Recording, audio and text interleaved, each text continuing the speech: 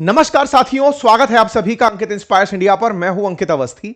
दुनिया में जीवाणु, विषाणु, कीटाणु जिन्हें आप पैथोजेंस कहते हैं, उनसे जीवन को नष्ट पहुंचाने का अगर सोच समझकर प्रयास किया जाए, इंटेंशनली प्रयास किया जाए, तो ये वेपन ऑफ मास डिस्ट्रक्शन या बायोलॉजिकल वेपन कहलाते हैं। बायोलॉजिकल वेपन्स के इस्तेमाल के बारे में प्रथम विश्व युद्ध और प्रथम विश्व युद्ध के बाद द्वितीय विश्व युद्ध में काफी जिक्र हुआ है। जापान का जिक्र तो मैंने खुद आपके सामने यूनिट 731 के रेफरेंस में किया था। अगर आपने नहीं देखा तो कुछ दिन पहले मैंने डिटेल में एक सेशन इस महीने की शुरुआत में किया था, आप उसे भी सुन सकते हैं। चर्चा थी कि जापान ने द्वितीय विश्व युद्ध के दौरान सोवियत संघ और चीन के युद्ध बंदियों पर किस तरह से हैजा, प्लेग, एंथ्रेक्स, इन तमाम वायरसेस को घुसा घुसा कर लोगों को मारा था और प्रयोग किए थे।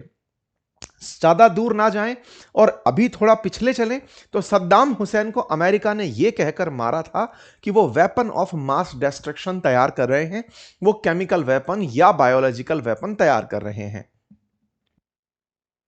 लेकिन बड़ा सवाल यह कि आज मैं आपके साथ ये चर्चा क्यों कर रहा हूं। चर्चा इसलिए क्योंकि ट्रंप की इंटेलिजेंस हेड कहिए, चीफ ऑफ इंटेलिजेंस कहिए, तुलसी गबार्ड ने एक ऐसा खुलासा कर दिया है जिससे अमेरिका के प्रति लोगों के मन में जो अब तक संदेह था वो पुख्ता हो गया है।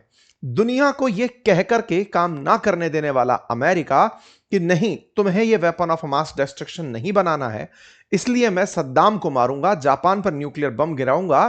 उन्हीं की जो नेशनल इंटेलिजेंस हेड तुलसी गबार्ड हैं, उन्होंने एक जानकारी रिवील करते हुए पूरे अमेरिका पर दुनिया की नजरें घुमा दी हैं।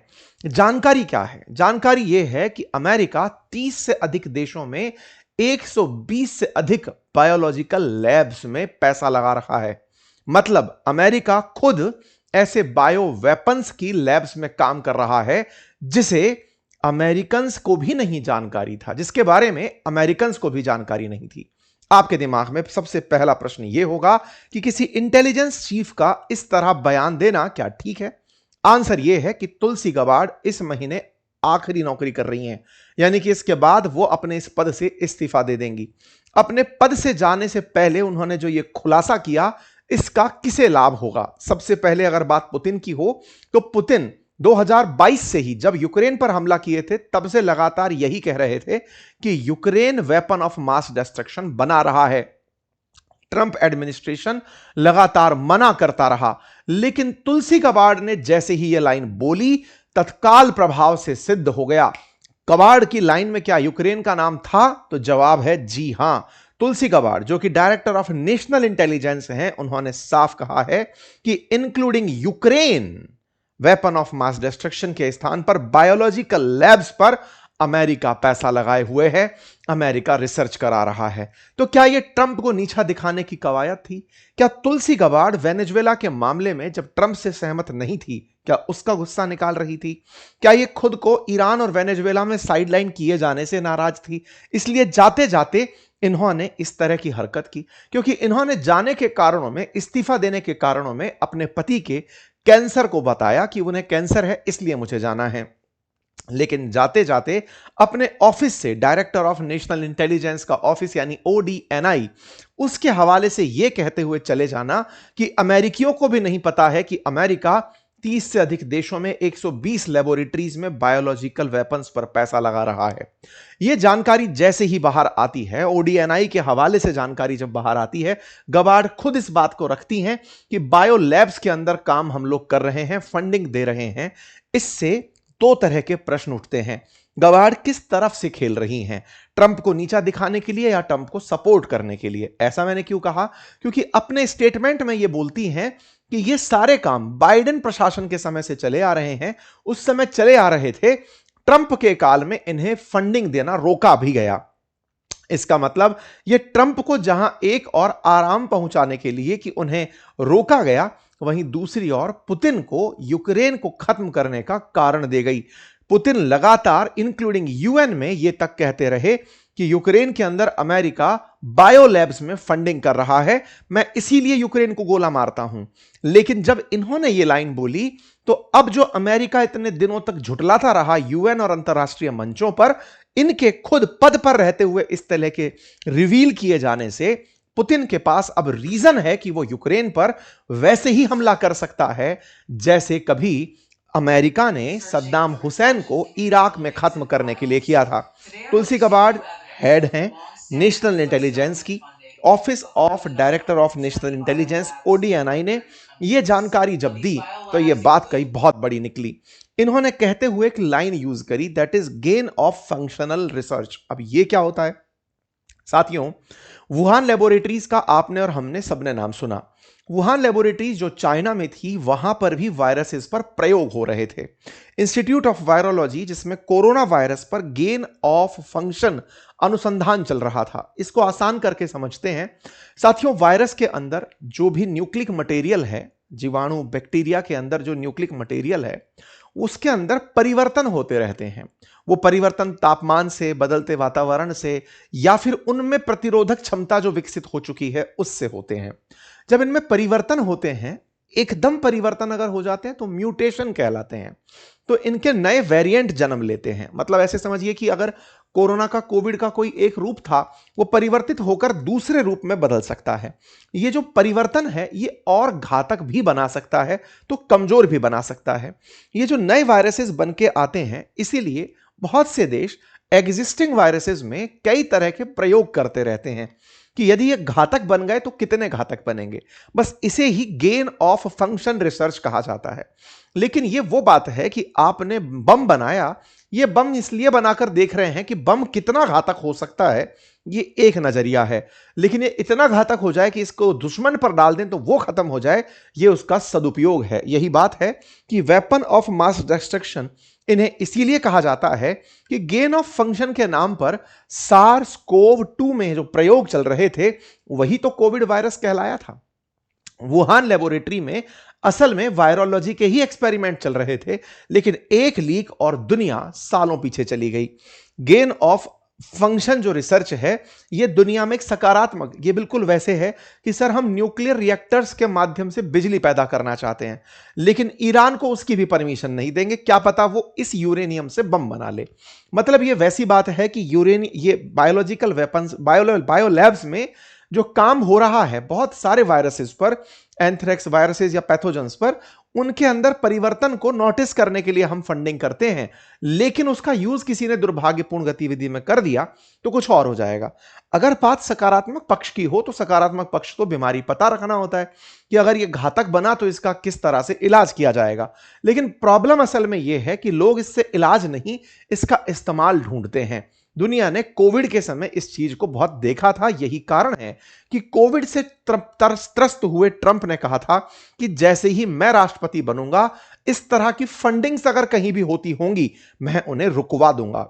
और यही हुआ कि 2025 में ट्रंप ने इस तरह के रिसर्चेस को दिया जाने वाला अमेरिकी फंड रुकवा दिया था ताकि ऐसी रिसर्च ना हो। इंटरेस्टिंग फैक्ट है, वुहान लेबोरेटरी से जो लीक हुआ कोविड वायरस था उसमें उस समय के अमेरिका के हेल्थ सेक्रेटरी फॉसी का नाम जुड़ा था।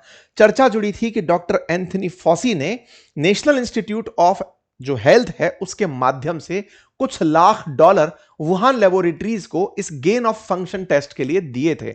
यानी कि अमेरिका भी वुहान में इस टेस्ट को फंड कर रहा था। लेकिन वुहान से लीक हुआ यह वायरस दुनिया में कोविड महामारी के नाम से जाना गया।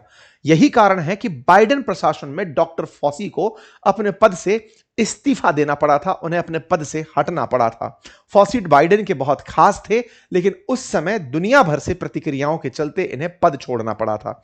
ट्रंप ने उसी समय यह मोमेंटम बनाया था कि मैं ऐसी रिसर्चेस के लिए पैसा नहीं दूंगा।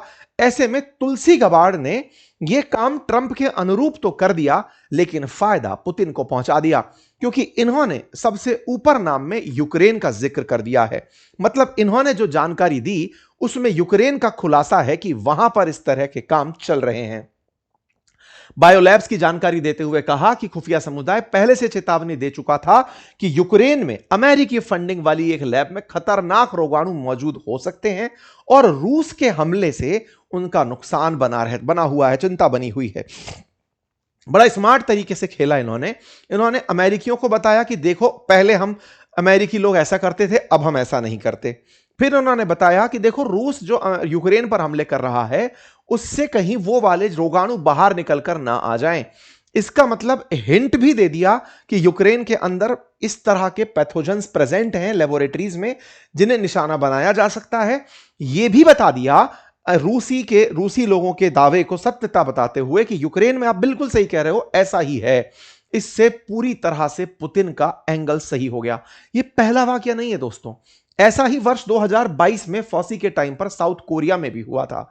साउथ कोरिया के अंदर जो अमेरिकी सेना है, साउथ कोरिया जापान, यहां पर अमेरिकी सेना बैठी हुई होती है, उनकी बकायदा एक प्रॉपर विंग है जिसका नाम है जुपिटर एटीडी, जो कि यूएस मिलिट्री की ही बायो वारफेयर रिलेटेड ओवरसी की मिलिट्री विंग है।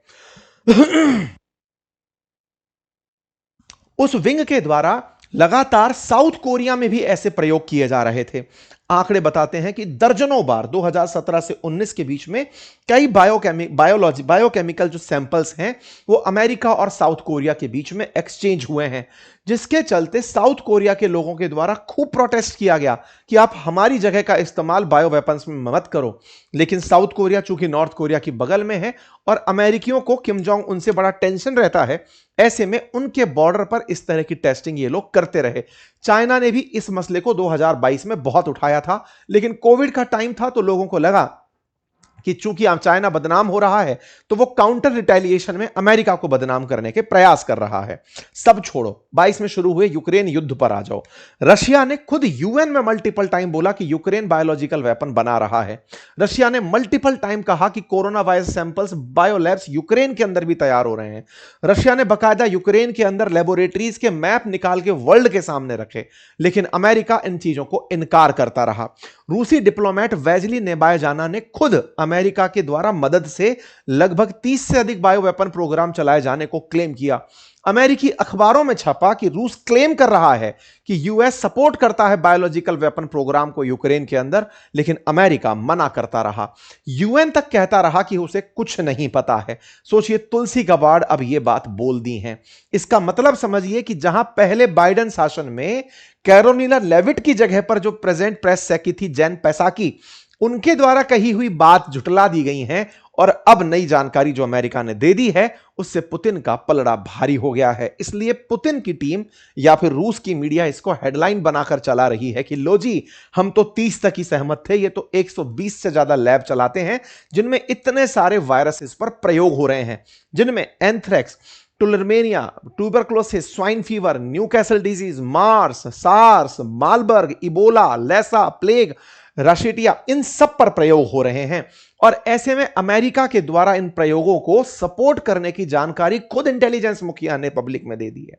इसी के चलते रूसियों के द्वारा, रूस के जो इनके सलाहकार हैं पुतिन के, वो तो धन्यवाद देते नहीं थक रहे हैं कि मैडम बहुत बहुत धन्यवाद, ये सलाहकार हैं और ये बराबर, मतलब ये हमेशा पुतिन के साथ पाए जाते हैं। ये तुलसी को धन्यवाद देते नहीं थक रहे कि मैडम बहुत अच्छा किया। ये वो व्यक्ति हैं जो हर मीटिंग में पाए जाते हैं, पुतिन के साथ रहते हैं, अमेरिकी प्रतिनिधि मंडल आता है तो उसको भी यही होस्ट करते हैं। वो धन्यवाद दे रहे हैं कि अच्छा किया आपने दुनिया को बता दिया, हम दुनिया को बता रहे थे, कोई मान नहीं रहा था। मतलब अब रूस का यूक्रेन पर हमला करने का जो क्लेम है वो अब और पावरफुल होगा। मतलब ये कि भले ही रूस और यूक्रेन युद्ध को आपने भुला दिया हो, लेकिन अब रूस अगर यूक्रेन में जेलेंस्की को खत्म करने के लिए कोई फैसला भी ले ले तो उसके लिए इग्नाइट करने वाला कारण आप इसी गैबार्ड के स्टेटमेंट को मानिएगा। सवाल यह है कि हम लोग क्यों नहीं बायोलॉजिकल वेपन्स बनाते। देखो, लैब्स में काम सब जगह चल रहा होता है। बायो वेपन्स रोकने के लिए वर्ल्ड में एक कन्वेंशन बना हुआ है जिसका नाम बायोलॉजिकल वेपन कन्वेंशन है, जिसमें यह डिटरमाइन किया गया 1975 में जिनेवा के अंदर कि भाई इसका उपयोग 188 देशों ने कहा, साइन किया और उन्होंने रेटिफाई किया कि हम दुनिया में इसका उपयोग लोगों को मारने में नहीं करेंगे। लेकिन फिर भी कोरोना आपके सामने निकल कर आया, आप सबने उसका दुर्भाग्यपूर्ण हाल देखा। कुल मिलाकर बात यह है कि दुनिया जो यहां से आगे बढ़ रही है वो मानवता को नष्ट करने के आए दिन नए प्रयोग करती है। जहां एक और आप और हम कोरोना में अटके हुए रहे, उसके बाद वेपन ऑफ मास डिस्ट्रक्शन में ताजा ताजा घटना को सुन निकल रहे हैं। ट्रंप प्रशासन तो कुछ और ही प्रयोग कर रहा है।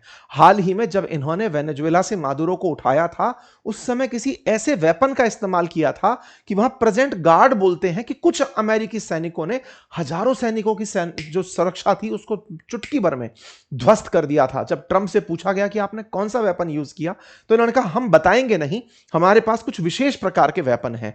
इसका मतलब अमेरिका ना केवल बायोलॉजिकल वेपन, कुछ ऐसे भी वेपन्स पर काम कर रहा है जो दुनिया के सामने रिवील नहीं हुए हैं। आप इस विषय पर क्या सोचते हैं, अपनी राय कमेंट बॉक्स में जरूर दें। चैनल पर नए हैं तो सब्सक्राइब करना बिल्कुल भी ना भूलें। चैनल पर सब्सक्राइब करने की रिक्वेस्ट हम इसीलिए करते हैं क्योंकि आप में से आधे से अधिक व्यूअर ऐसे हैं जिन्होंने चैनल सब्सक्राइब नहीं किया हुआ है।